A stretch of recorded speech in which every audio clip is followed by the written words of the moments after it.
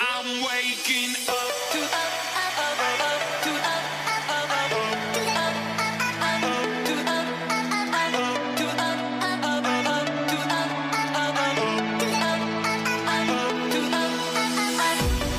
waking up to ash and dust. I wipe my brow and I sweat my rust. The country's largest group of pediatricians says many of our kids need to start school later in the morning. John? Vanita, this new report by the American Academy of Pediatrics points out that middle and high school students who don't get enough sleep can suffer physical and mental problems. Their studies can suffer too. The new school year in Warrington, Virginia means an early start time for 16-year-old Kaya Olson. Classes here begin at 7:30 a.m. We all showed up to school on the first day and all complained about how tired we were as soon as we walked in the door. Only 13% of high school students get the optimal amount of sleep. That's 8.5 to 9.5 hours. The American Academy of Pediatrics believes this contributes to obesity, high blood pressure, and depression. Dr. Judith Owens is the lead author of the policy statement. Getting less sleep is associated with poorer grades, with lower performance on standardized tests. So across the board, we see a whole host of very negative consequences. The advisory panel suggests middle and high schools start their day no earlier than 8:30 a.m. It's estimated only 15% of high schools start at 8:30 a.m. or later. 40% start earlier than 8 a.m. We asked Kaya to keep a video diary documenting her struggles to get to sleep and wake up. It's 6 a.m. and I just woke up after hitting my snooze button 3 times. I'm only going to be able to go to school with 6, maybe 5 hours of sleep, and I'm not ready to learn and take tests and everything because I'm so tired. And then that stresses me out because I want good grades, but I'm tired. Kaya's mother, Judy, believes changing start times would also change attitudes. Every morning this week, she said to me, I hate school, I don't want to go to school. I don't think it's school that they hate. I think they hate getting up and getting out the door before 7 o'clock in the morning. So it's not just fatigue, there's some medical consequences here. Right, we heard about all the medical consequences in the piece, and it wasn't just obesity and depression, high blood pressure, and not doing well in school, but things like increased infections, not to mention crankiness, which I think we all see. And I think the thinking about sleeping has really changed. It's very interesting. We used to think you just sort of turned off, maybe you did some dreaming, that did something. But now we're finding out that during sleep we're repairing hormones, so a lot of the hormones that control appetite get reset. And that's why if you don't get enough sleep, you can eat more. Right. And in terms of infections, your immune system gets repaired. So there are a lot of things going on in sleep that we don't really totally understand, but that are important. I have 2 teenagers. Right. The enduring problem at this point in their lives is I can't get them to go to sleep, and then I can't get them to wake up. Right. But my question is... Well, good luck with that. Thank you very much. My question is, why do they have trouble going to sleep at night? Lots of things, but one of them that's physiologic is that when you hit puberty, your circadian rhythm, your biological clock changes, and you naturally go to bed later. Now, in addition to that, you have things like screen use. So we've learned now that the light coming from these electronic devices can inhibit melatonin, which is a hormone made in the brain that helps you go to sleep. Not to mention all the homework. I mean, my kids just had homework that kept them up later than I went to sleep.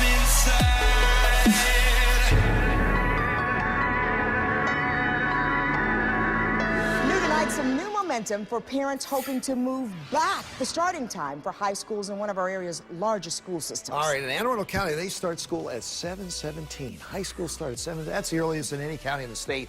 ABC 2 News' Christian Schaefer in the newsroom tonight with an update on the push to let the kids sleep in a little longer. Yeah, Jamie Kelly, this week the school system in Fairfax County, Virginia is putting options on the table to move its starting time back from 7:20 in the morning. Now, Fairfax County schools have more than twice as many kids as Anne Arundel's. Parents say if they can do it there, why not Anne Arundel? Governor O'Malley is also calling for a study on just how early is too early. The alarm in Amelia Avis's room goes off when it's still dark outside. I generally wake up at 5:45 to give me just enough time to get there, but if I sleep in for 5 minutes, I can be pushing it. That's because the bell at Annapolis High School and every high school in Anne Arundel County rings at 7:17 in the morning. She's okay for most of the day, but at just 1 or 2 p.m., it kind of hits us and we go, oh, and All my friends have felt that feeling. For the past several months, a task force has been meeting to talk about ways to push back the starting time in the county's high schools. Amelia's mother is on it. We don't need to imagine anymore what would happen if we started school later than 7:17. We can look at districts that have made the change and really see what happens. In Anne Arundel County, the same buses that bring high school students to school turn around and deliver the middle school students and then the elementary school students, so change will not be easy. It's a very complicated web, and there are domino effects all over the place. That includes dismissal times, after-school activities, and part-time jobs. Plus, if you just moved high school start times back to 8 o'clock, for example, which is something that's gotten a lot of the attention. That comes with an $8 million price tag. In the D.C. area, the Children's National Medical Center is working with Fairfax County Schools as its leaders decide whether to start schools later.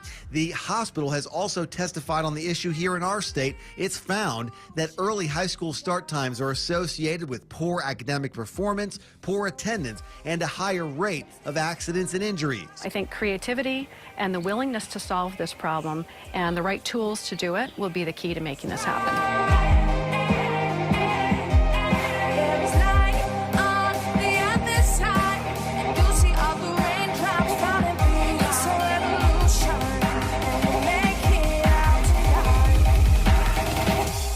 It's a revolution.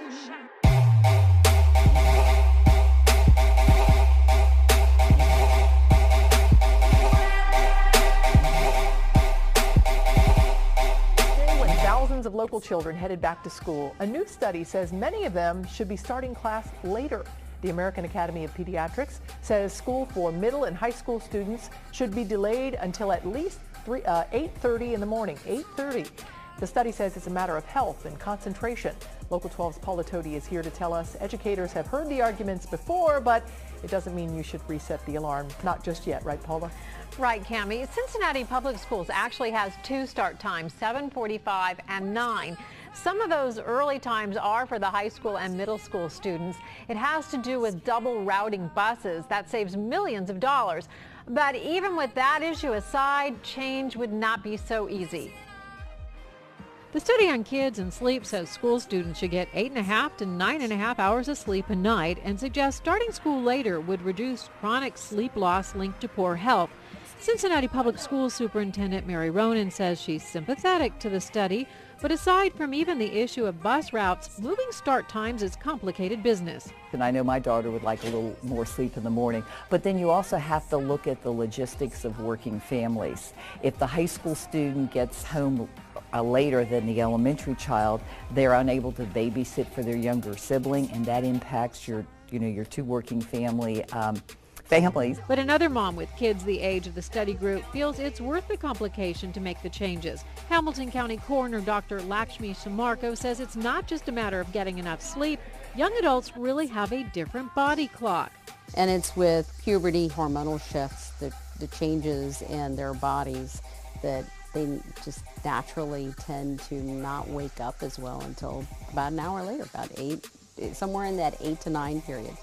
Dr. Samarko says there was a petition drive in her kids' district a few years ago asking for later start times that didn't go anywhere.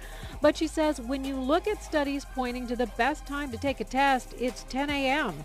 You're awake and you've had a chance to wake up and your hormones are responding appropriately.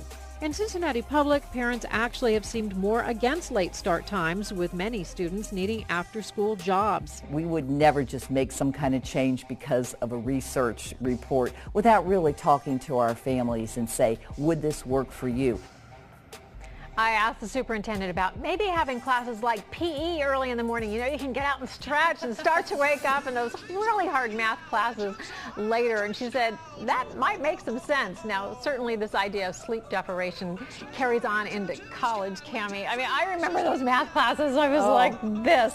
That's why I'm here, you know. Yes, I get it. And I have one at Miami now, one at UC. Today was the first day of classes for both. Yeah. And I asked them how it went, and they both said, it was so hard to get up. You know, they're used to sleeping in. Well, and Dr. Samarko worries that, you know, that's going to have a lot of people reaching for coffee in the really young years. And, you know, not the worst habit, the caffeine, but maybe something they wouldn't need otherwise. Yeah. What about parents who make the argument, well, you know, the kids can catch up on their sleep on the weekend? doesn't really work. It might help a little bit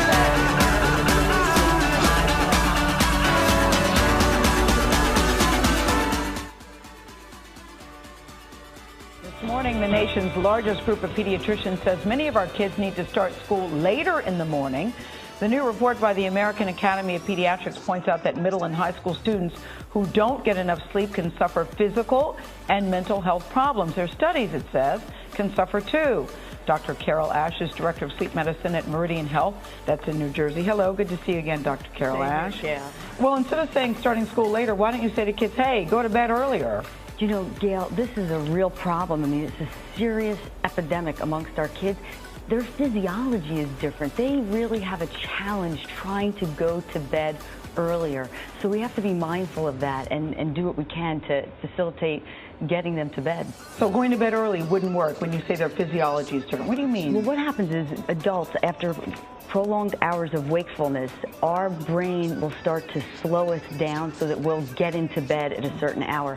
That system in them is slower, so they tend to have a delayed time to bed naturally. So they respond differently to us too, also in terms of the sleep loss. That's another physiologic issue that they have. And they need more sleep. So those three things. Well, as a parent of two teenagers, I can tell you the dilemma is you can't get them to go to bed and then you can't get them to wake up. But one of the things you suggest, and I know it's true because I've seen it happen, is imposing a technology curfew. Yes, absolutely. You know, we used to say, where are your kids? You know, they're worried about them being out in the neighborhood. Nowadays, the electronics, they're socially connected, so they're texting till all hours of the night, and those electronics will keep the brain engaged, as well as the light can limit the release of melatonin that helps you transition into sleep.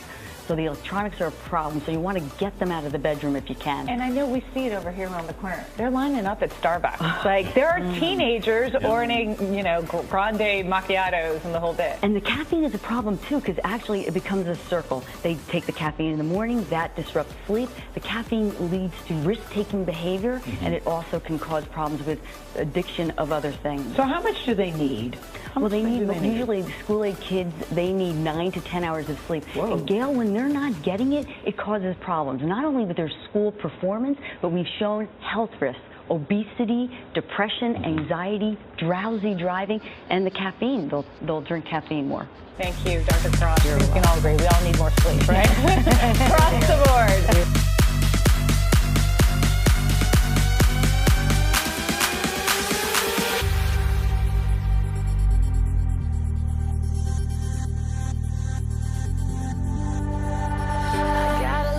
Keeps on fighting. It keeps on. I'm the lead author on the new American Academy of Pediatrics recommendations, and these focus on delaying school start times for both high school and middle school students as a way of addressing the nationwide problem of chronic sleep loss in adolescents. So I think the takeaways from these recommendations and also in general for parents include the following. Number one, sleep is critically important to health, safety, performance, and well-being of all of us, but in particular of teenagers.